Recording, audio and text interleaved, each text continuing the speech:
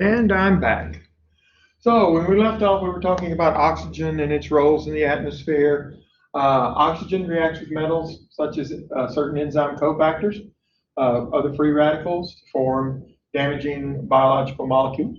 So they are dangerous to life. Uh, or those things, those free radicals are dangerous to life. Two different ways organisms deal with oxygen. They can either be what is referred to as an anaerobic process. These are processes that take place without the benefit of oxygen, or they can be aerobic, which involves or occurs in the presence of oxygen. You and I are aerobic organisms. We have to have oxygen to survive. So aerobic respiration, we'll talk a little bit more about this in a subsequent chapter, but it is a pathway that breaks down sugars to produce ATP. Primary sugar we'll talk about when we talk about aerobic respiration is glucose, but others work as well. This requires oxygen for it to happen, produces carbon dioxide and water as a byproduct, and where it says introduce the figure at the bottom of page 89, I've already inserted it here.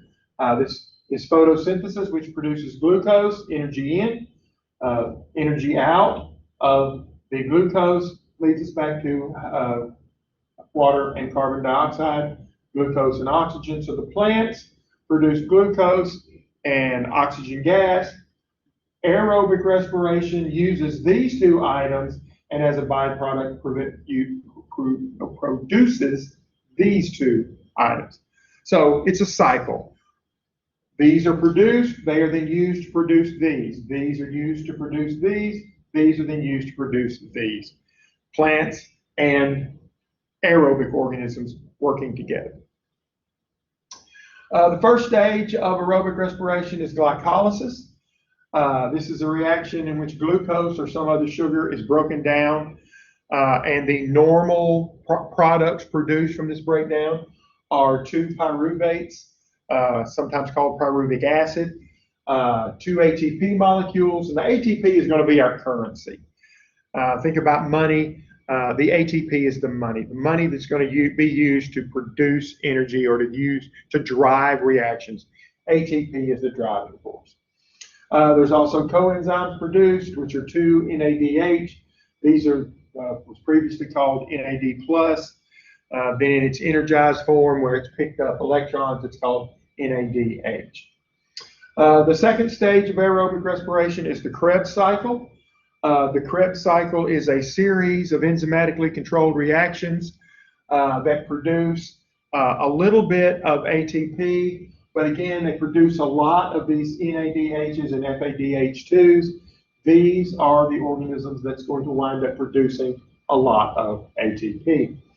The Krebs cycle, the product that comes out of glycolysis, we say pyruvate, but actually what happens is the pyruvic acid undergoes a transition and is converted into acetyl coenzyme A, and acetyl coenzyme A is what actually enters the Krebs cycle. This acetyl coenzyme A, again through a series of enzymatically controlled reactions, is broken down. This is where my CO2 is formed. Again, we're going to net two more ATP molecules, but we're going to produce some more of these NADHs and FADH2. These items are what's going to ultimately go on to the next step, which is the electron transport phosphorylation, aka the electron transport chain. And this is where the bulk of the ATP is going to be formed.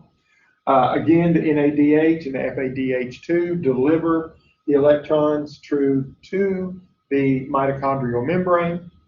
The electrons flow through chain pumps from the hydrogen, from the inner to the outer compartment, forming a gradient. Again, we talked about that hydrogen gradient in the first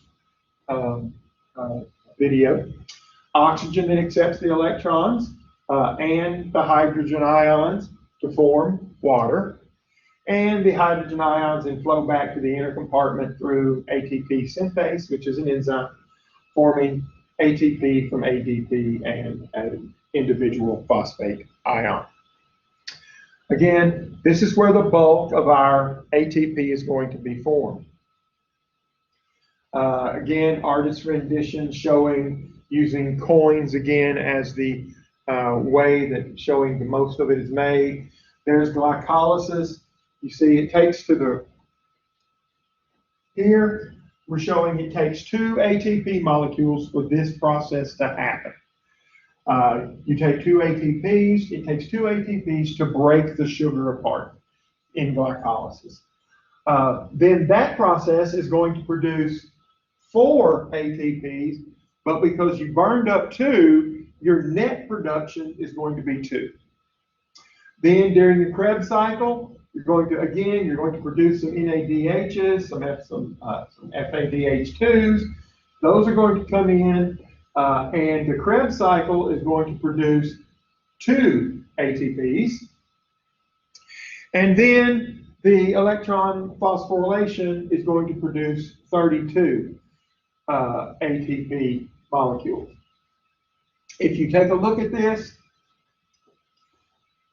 you've got 2 of these here from this reaction. You've got 2 that happens here, and you've got 6 that happen here. So you have 10 NADH molecules. And I'll tell you, and just believe me when I say, that each one of these NADH molecules has enough energy to produce 3 ATPs. The FADH2 only have enough energy to make 1. So, if you have 10 of these that enter the electron transport chain, each one will produce 3, that's 30. 2 of the FADH2s, which have the energy to make 1 each, 2 more, that's 32. So if you look at your total ATP production from a single glucose molecule, you have 32 ATP here, you have 2 more here, it's 34, and you have 4 up there, which is 38. Now, one of the biggest concerns I have had over the years with textbook authors is they will oftentimes say the total production of ATP from a single glucose molecule is, and then some authors will say 38 because they say 32 plus 2 is 34 and 4 is 38. Other authors will say that the total number of ATP molecules produced by a single glucose molecule is 36. So one author saying 38, one author saying 36. Which one's correct? Well, in a sense, they both are right. The total production is 38. The net production is 36. So you have to be very careful about how things are worded. If I ask you what is the total number of ATP produced by a single glucose molecule through cellular respiration, the answer is 38. But if I ask you what is the net production, the answer would be 36. Now, think about those of you that work and you have a job.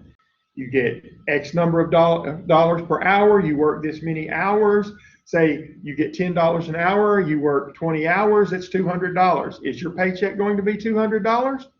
No, because Uncle Sam's got to have his part, and the county's got to have their part, and the state's got to have their part, and then FICA's got to have some, and all those different things that get taken out. So what you actually come home with, what your check is, that is the net of what you made. The other one is your gross income. Your gross income would be $200. Your net income would be, I don't know, $170 or $160. I don't know what it would be. But that's the net and the gross. And again, that is a thing. You have to make sure that you're reading questions correctly when you start to answer test questions. This is simply an illustration of what happens in the electron transport chain. You see here's the NADH. It shows it going through its 3 productions, and you wind up with 3 ATP molecules. Aerobic respiration, Again, C6H12O6 is glucose plus oxygen, yields carbon dioxide, and again, some textbooks will simply refer to carbon dioxide as a waste byproduct. Water is also produced, and 36 ATP. Again, this is the net gain. Now, not all respiration, not all cellular respiration takes place in the environment of oxygen or with oxygen. Some of it is anaerobic respiration. And anaerobic pathways that harvest energy from carbohydrates are referred to as fermentation. There's several different types of fermentation, all kinds of different fermentation, lots of different types. But the two that are most usually discussed in a biology class are alcoholic fermentation and lactate fermentation. We talk about alcoholic fermentation because it's one that produces ethyl alcohol. And if you want to make beer and wine and those kinds of things, it's alcoholic fermentation. Lactate fermentation is a type of fermentation that produces lactic acid as a byproduct. And that's the type of metabolism that goes on in our muscles. If you ever had a muscle cramp, the reason you have a muscle cramp is because you have a buildup of lactic acid in that muscle. The muscle's been working anaerobically, and you've been working the muscle faster than your body can clear that lactic acid. And as it builds up in the muscle tissue, it will cause the muscle tissue to spontaneously contract. In fermentation, the ATP is formed by glycolysis only. So if we look back a couple of slides to glycolysis, there's not a whole lot of this being made. So in fermentation, what we wind up with is not a whole lot of ATP being formed, but we do get some of these NAD plus is generated, which allows glycolysis to continue because this is a requirement for glycolysis to happen. So fermentation pathways also occur in the cytoplasm of the cell. So this is a requirement for glycolysis to occur. And since the glycolysis process in non-fermenting structures or in fermenting structures produces more of this, it's what keeps the cycle going. It's what keeps things moving and makes them more efficient than they may otherwise be. Alcoholic fermentation is the pathway that converts pyruvate into ethanol and then produces a little bit of ATP. Wine and beer, baking, the things that you want to rise, bread doughs, and all of those are a result of alcoholic fermentation. Lactate fermentation is the pathway that converts pyruvate to lactate and produces ATP. The example is the type of fermentation that produces cheese and sour cream and all those dairy products, along with pickles. Again, skeletal muscles have two different types of fibers. We have the slow twitch, which are aerobic, and fast twitch, which are anaerobic. The fast twitch muscles, those are the ones that make you, give you the ability to run fast. The slow twitch muscles are the ones that give you the ability to run for distance and to run for a long period of time. Fast twitch fibers have very few mitochondria and rely on lactate fermentation for quick energy. They're good for quick strenuous activities such as sprinting or weightlifting. So if you have a large percentage of your muscle is fast twitch muscles, you might run faster than someone who had less fast twitch muscle fibers. Some examples of lactate fermentation. Yogurt is a byproduct of bacteria that are found in milk. This particular micrograph shows Lactobacillus bulgaris and Staphylococcus thermophilus, which is the one that produces yogurt. If you happen to, for instance, drink buttermilk, you'll notice that one of the buttermilks is called Bulgarian buttermilk. Yeah, it doesn't mean it comes from the country Bulgaria. That means it contains a lot of this bacteria in it. Lactate fermentation across the white muscle fibers in the cross section of a human thigh muscle. The red muscles, which make ATP by aerobic respiration. So the red, those are going to be your slow twitch fibers. The white, that's your fast twitch fibers. Intense activity such as sprinting depletes oxygen in the muscles. Under the resulting anaerobic conditions, ATP is produced. And again, people who are sprinters, you only sprint for a certain distance. You sprint for 100 meters or 200 meters or 400 meters. You get much beyond 400 meters, and human beings can't sprint that long. We can, run fairly quickly, but we can't go into a full sprint for that distance. There are a few human beings who can, and those would be the ones who run the 800 meters. But generally, 400 and below and 800 and above are going to be considered sprints and then distance races. Cells dismantle a variety of organic molecules to make ATP, not just glucose. We have to process complex carbohydrates. You have to process proteins. You have to process lipids, all kinds of different things. But complex carbohydrates, fats, and proteins are converted into molecules that enter glycolysis or the Krebs cycle at different points. Ultimately, everything we eat, everything that we have to process is going to go through the Krebs cycle and the electron transport chain. They just may enter it from a different place because the molecule is slightly different. Complex carbohydrates, we break those down into monosaccharide subunits, which are in turn broken down by glycolysis. If you have high concentrations of ATP, it causes sugar to be diverted from glycolysis and into a pathway that forms glycogen. Again, human beings, animals store our excess sugar in a molecule called glycogen. The liver maintains blood glucose level by converting stored glycogen back to glucose. That's the role of insulin. You have insulin and you have another one called glucophage, and they play a role together. One of them elevates blood sugar, the other one lowers blood sugar, and they work together, all under the control of the liver and also the pancreas. Fats are broken down into glycerol and fatty acids. We talked about fats the other day in the chemistry chapter, and we talked about the glycerol head and the fatty acid tails.